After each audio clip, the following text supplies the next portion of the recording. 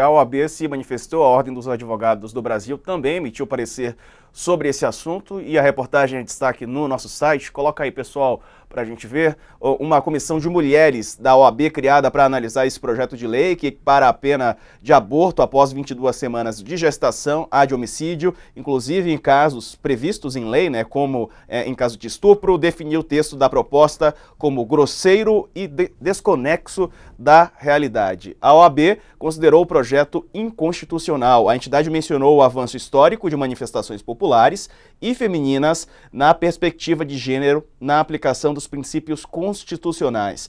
E disse ainda que isso foi suplantado por uma linguagem punitiva, depreciativa, despida de qualquer empatia e humanidade, cruel e indubitavelmente inconstitucional.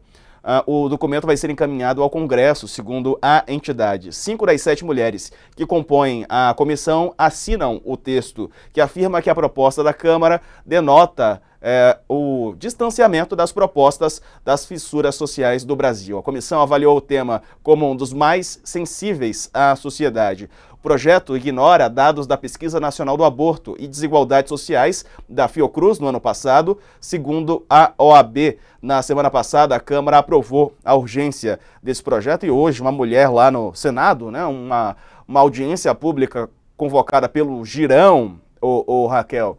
E aí, uma audiência que só tinha um lado, né? Só tinham as pessoas que são favoráveis a esse projeto de lei. Teve até uma atuação, né, de uma atriz, uma mulher que fez uma performance de um aborto que deixou o presidente do Senado ali também chateado com essa situação, né? A gente está vendo aí a atuação feita por essa mulher. É um trabalho teatral, não é? Diante de um tema tão complexo como esse, Raquel. A OAB também se posicionou. Tá virando um circo, né, Diego? Mas o ponto todo é que é o seguinte, a gente percebe, por esse parecer da OAB, pelo que a gente assistiu aí de algumas manifestações de entidades médicas e da fala de especialistas, é essa desconexão que muitas vezes a gente assiste entre o que acontece em Brasília e o debate real. Porque o que aconteceu com esse PL?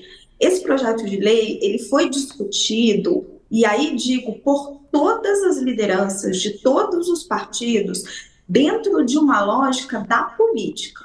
A lógica da política era: o presidente da Câmara tinha um compromisso com a bancada evangélica, assumido na sua reeleição, e precisava colocar esse projeto para votar. Ele vai, coloca o projeto para votar. O projeto era uma reação à liminar concedida pelo ministro Alexandre de Moraes, que é um desafeto do bolsonarismo. Lira tem interesses em angariar apoios para o seu candidato à presidência da Câmara. Os mais diferentes partidos aceitam a votação dessa urgência por pragmatismo, porque a esquerda pensa: não tenho votos, então eu vou aceitar, porque vamos fazer um acordo, vamos reduzir a abrangência, o escopo desse projeto, vamos basicamente entregar alguns anéis para não ceder os dedos. E o governo também lava as mãos nesse momento e diz o seguinte: não, esses temas assim de costumes não estão assim no foco do governo, vamos focar aqui nas pautas econômicas. E perde-se a conexão com a realidade de um projeto que era gravíssimo, porque você está tratando da criminalização de meninas estupradas. Por mais que você tenha ali uma retórica de que não, as meninas não vão ser afetadas, porque até ali, a partir de 12 anos, isso não é verdade, a partir de 12 anos essas meninas podem ser enviadas ali para casas educativas, entrar mesmo dentro do sistema penal. Então, você tem um projeto com um teor gravíssimo, com um teor de retrocesso, e a sociedade percebeu isso.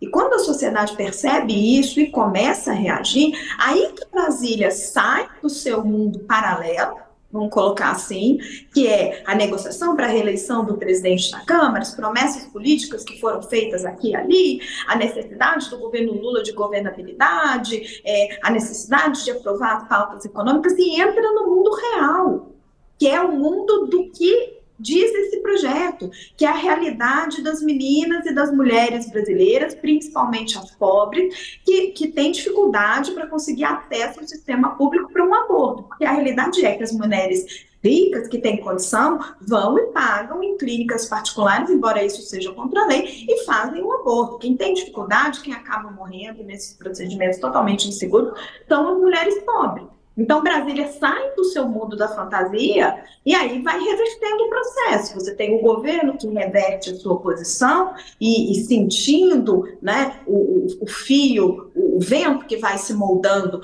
vai contra o projeto. Agora você tem o presidente da Câmara, Arthur Lira, que vai sentindo que não dá para votar. Você tem a bancada evangélica, o próprio PL de Jair Bolsonaro, que também vai falando, olha, ninguém se opõe a deixar para depois das eleições municipais, mas a gente percebe essa desconexão, que Brasília parece que perde a conexão com a realidade dos temas que estão sendo tratados e entra tudo dentro do jogo político. Quer dizer, um circo e a população, né, Carla, quem sofre. Tem alguém perguntando aqui insistentemente, e o arroz? A gente também queria falar sobre o preço dos alimentos, sobre redução de desigualdades, mas o Congresso brasileiro está pautando discussões que são, assim, retrocessos claros, né, e como disse a Raquel, algo fora da realidade, né, a população quer comer, né, não está pensando nisso, em retroceder no que a legislação permite. Não, é complicado, Diego. Eu queria ressaltar um ponto que a Raquel colocou aí, que é importante, sobre essa questão do recuo do governo, né? Porque era isso, o governo fechou os olhos, deixou a pauta andar, e mais do que isso, nessa votação de urgência, tem aqui o Mundo Brasília, eles não quiseram colocar o dedinho para mostrar quem votou e quem não votou, eles deixaram fazer uma votação simbólica. Por quê? Porque também tem aí a dificuldade da base de mostrar a cara nesse momento, né? Então eu acho que essa discussão toda ela é muito importante justamente para o que você está falando. A gente tem outras discussões muito mais relevantes do que essa pauta de costumes. A inflação, amanhã, essa semana tem reunião do Copom, com um cenário já mais complexo, que talvez a redução dos juros não venha mais, né, na toada que estava vindo. Então, a gente tem aí um cenário da vida real bem diferente mesmo. E aí eu acho que é importante que a gente tenha essas mobilizações da sociedade, nós, como imprensa, a gente precisa também dar voz à sociedade nesse aspecto, para que a gente possa fazer essa ligação, né, da realidade com os interesses. E lembrar, é ano eleitoral, e isso é muito importante de ser colocado, e aí tudo bem, então a gente discute para depois, coloca na gaveta, aí depois vem uma nova eleição, é a eleição da casa, tanto do Senado quanto da Câmara, que também é importante, e vai ter todas essas mobilizações. E aí, assim, para a gente não ficar só focando no Congresso nesse momento, eu acho que sim, também há uma responsabilização do governo, do executivo,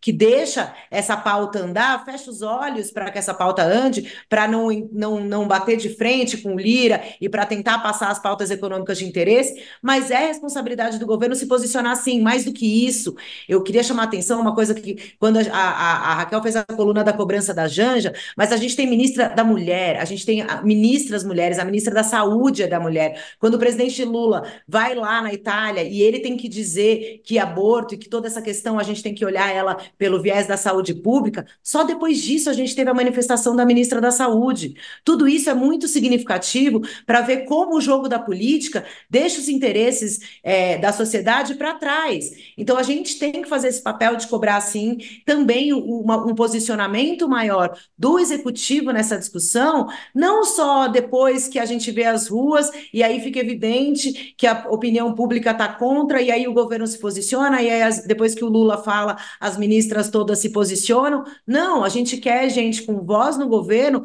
para se posicionar quanto que é certo, quanto que é errado, e punir meninas já violentadas nunca vai ser certo. Então, a gente vai ter que a gente vai ter que cobrar também uma postura mais forte da ministra das ministras mulheres e do próprio governo federal, do executivo, né? Para que não simplesmente por acordos políticos, pela governabilidade, deixe que essas pautas avancem dessa forma. Enfim, é todo um jogo mesmo que sobra cobrança para todos os lados, Diego. Exato.